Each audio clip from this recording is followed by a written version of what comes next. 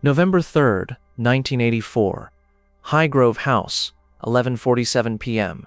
Princess Diana stood in the doorway of Charles's study, watching her husband on the phone, whispering words of love she had never heard him say to her. His back was turned, but she could see him smiling in a way that made her stomach turn. "I love you too, darling, more than you'll ever know." When Charles finally noticed Diana standing there, the guilt in his eyes told her everything. But it wasn't the affair that killed Diana's love that night. It was what Charles said next that shattered her heart forever, and made her realize she had been living in a marriage with 3 people from the very beginning. But what nobody knows is the exact moment Diana's heart went completely cold, and the devastating words that made her stop fighting for her marriage, the beginning of the end. November 3rd, 1984. Earlier that evening, Diana had been trying so hard to save her marriage. For 3 years, she had ignored the signs, made excuses for Charles's distance, and blamed herself for their problems. Tonight was supposed to be different. She had planned a romantic dinner at Highgrove, just the 2 of them. No staff, no official duties, no distractions. Diana had cooked Charles's favorite meal herself, lit candles throughout the dining room, and worn the blue dress he had once said made her eyes sparkle. But Charles arrived 2 hours late. "Sorry, darling," he said, barely looking at her. "Got caught up with some estate business." Diana had spent hours preparing everything perfectly. The candles had burned down to stubs, the food was cold, and her hope was dying. "Charles, I made your favorite. I thought we could have a quiet evening together, just us." "That's lovely, Diana, but I'm absolutely exhausted. Perhaps we could do this another time." Diana felt something crack inside her chest. "Another time? Charles, when was the last time we had dinner together? Just us?" Charles loosened his tie, avoiding her eyes. "Diana, you know how busy I am. The duchy, the charities, the official duties. What about your duty to me, to our marriage? Don't be dramatic, Diana." That word again, dramatic. The word Charles used every time Diana tried to express her feelings, her needs, her desperate loneliness. But wait, Diana was about to discover something that would change everything. The phone call that revealed the truth. 11:30 p.m. Same evening. After their disastrous dinner attempt, Charles retreated to his study. Diana sat alone in the drawing room, staring at the cold, untouched romantic meal she had prepared. She could hear Charles on the phone through the walls, but his voice sounded different, warm, animated, happy. Diana crept closer to the study door, her heart pounding. "I missed you terribly today," Charles was saying. "That meeting could have waited, but I knew you needed me." Diana's blood went cold. Charles had lied about estate business. He had been with someone else. "I wish I could have stayed longer, my darling. These stolen moments are never enough." Diana pressed her ear against the door, tears starting to fall. "Diana, oh, she's fine, keeping busy with her charities and such. You know how she is, always needing attention." Charles was discussing her with his lover, dismissing her like she was an annoying child. "I love you too, Cam. More than you'll ever know. You're my soulmate. You always have been. Cam." Camilla. The name Diana had been trying to ignore for 3 years. Hold up. What Diana heard next would destroy her completely. The words that killed Diana's love. 11:45 p.m. The devastating truth. Diana continued listening, each word cutting deeper than the last. "Darling, you have to understand," Charles continued. "Marrying Diana was my duty. But you're my choice. You're my heart." Diana's legs almost gave out. Their entire marriage was just a duty to him. "I know it's difficult, but we have to be patient. Diana is so young, so emotional. She doesn't understand the complexity of our situation." "Our situation?" Diana whispered to herself. "What about my situation?" Charles laughed at something Camilla said. "You're right, she is rather naive. Sometimes I feel like I'm married to a child who wants constant reassurance and attention." Diana felt her heart turn to ice. "But you, Cam, you understand me. You don't need me to be someone I'm not. With Diana, I have to pretend to be this romantic prince from her fairy tale books. It's exhausting." Diana realized that every moment of tenderness Charles had ever shown her had been an act. Every kiss, every gentle word, every time he'd held her, all of it had been pretend. "I can't wait until we can be together properly," Charles continued, "until I don't have to pretend anymore." That's when Diana opened the door. But you're not ready for Charles's reaction when he saw her. The confrontation that ended everything. 11:47 p.m. Charles's study. Charles spun around, the phone still in his hand. For a moment, Pure panic flashed across his face. "I have to go," he said quickly into the phone. "I'll call you tomorrow."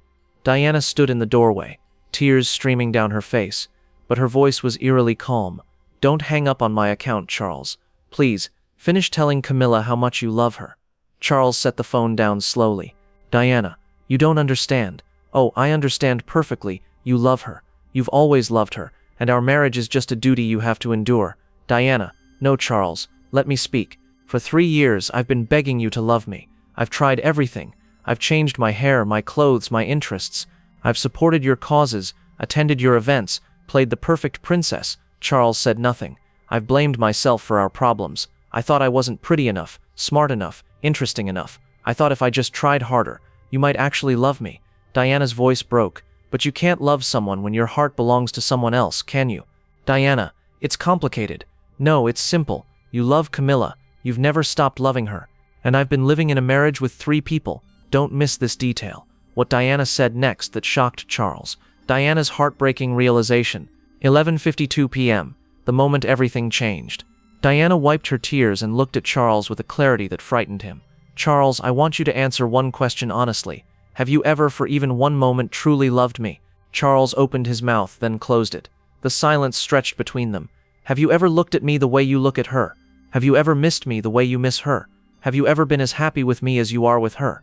Still silence. Diana nodded slowly. "I thought so. Diana, I do care about you. Care about me." Diana's laugh was bitter. "Charles, I don't want you to care about me like a duty. I want you to love me like a wife. I tried, Diana. I really tried." "No, you didn't. You tried to pretend. There's a difference." Diana sat down in the chair across from Charles's desk. "Tell me about her. About Camilla." Charles looked shocked. "What?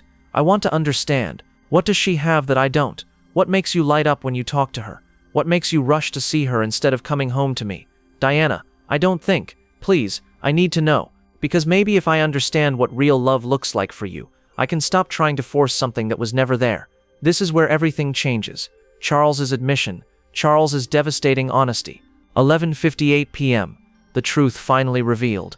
Charles sat back in his chair, and for the first time in their marriage, he was completely honest with Diana.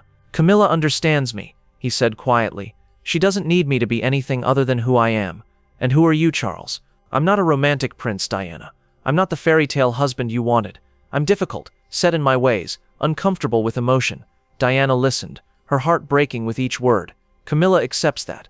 She doesn't try to change me, or fix me, or make me more affectionate. She loves me as I am. And me." Charles looked at his wife, really looked at her, maybe for the first time. "You needed me to be someone I'm not. From the beginning, you wanted passion and romance and grand gestures. You wanted a love story. Is that wrong?" "It's not wrong, Diana, but it's not me, and it's not us." Diana felt the last piece of her heart break.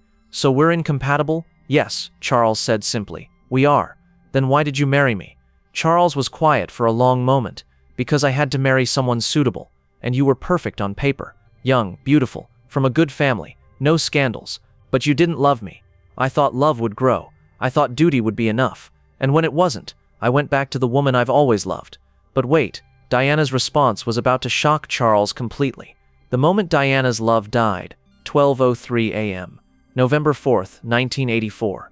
Diana stood up slowly, and Charles could see something fundamental had changed in her eyes. "Thank you," she said. "Thank you, for finally being honest with me, for finally telling me the truth."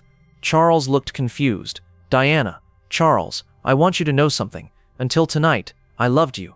Desperately. Completely. I would have done anything to make this marriage work. And now," Diana's voice became stronger than Charles had ever heard it. "Now I'm free. Free. Free from trying to earn love that was never available. Free from competing with a ghost. Free from blaming myself for your inability to love me." Diana walked toward the door, then turned back. "I'm 23 years old, Charles. I have my whole life ahead of me, and I refuse to spend it begging for scraps of affection from a man who gave his heart to someone else before I was even born." "What are you saying?" "I'm saying that I'm done. I'm done fighting for us. I'm done hoping you'll change. I'm done pretending this marriage is anything other than a business arrangement." Charles stood up, panic in his voice. "Diana, we have duties. Yes, we do. We have duty to the crown, to the country, to our future children, but we don't have love, and I finally understand the difference. You're not going to believe what Diana decided to do next. Diana's liberation plan. The next morning, November 4th, 1984, Diana woke up feeling different. For the first time in 3 years, she felt clear-headed. The constant anxiety, the desperate hope, the crushing disappointment, all of it was gone. She called her sister Sarah. "Sarah, I need to tell you something. I don't love Charles anymore." "Diana, what happened?" "I discovered the truth. He's never loved me. He's been in love with Camilla this entire time. Our marriage is a sham." "Oh, Diana, no, don't feel sorry for me. I feel relieved. I finally know where I stand." Diana looked at herself in the mirror. "Sarah, I'm going to stay married to Charles because I have to. But I'm going to live my life." "What do you mean?" "I mean I'm going to find my own purpose, my own passions, my own happiness. Charles can have Camilla, but he's also going to watch me become the woman I was meant to be. Don't miss this revelation." Diana's master plan. The new Diana emerges. November 1984, February 1985. Over the next few months, everyone noticed the change in Diana. She stopped trying to please Charles. She stopped asking where he was going, or when he'd be back. She stopped crying when he was cold or distant. Instead, she threw herself into her royal duties with renewed energy. She became more confident, more independent, more focused on her own goals. Charles was confused by the change. "Diana seems different," he told Camilla during one of their phone calls. "Different how? She's not needy anymore. She doesn't seem to care what I do." What Charles didn't realize was that Diana's indifference was far more threatening to him than her desperate love had ever been. When Diana stopped fighting for Charles's attention, she became more attractive to everyone else. The public fell in love with her confidence. The media praised her independence. Other men began to notice her in ways they never had when she was the desperately devoted wife. But here's the most shocking part, how this change affected Charles. Charles's unexpected reaction. March 1985, Charles's crisis. Ironically, when Diana stopped loving Charles, he began to notice her for the first time. "She's becoming quite remarkable," he admitted to his valet. "Much more assured than when we married." Diana's newfound confidence made her more beautiful, more magnetic, more interesting. She was no longer the desperate young girl who hung on his every word. She was becoming a woman of substance. Charles found himself watching Diana at public events, impressed by her natural charisma and genuine connection with people.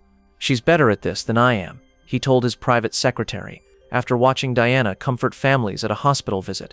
For the first time, Charles felt a pang of, not love exactly, but recognition, respect, and something that might have been regret. But it was too late. Diana's heart had already moved on. This is where everything gets devastating. Diana's final realization, the woman Diana became. 1985-1992.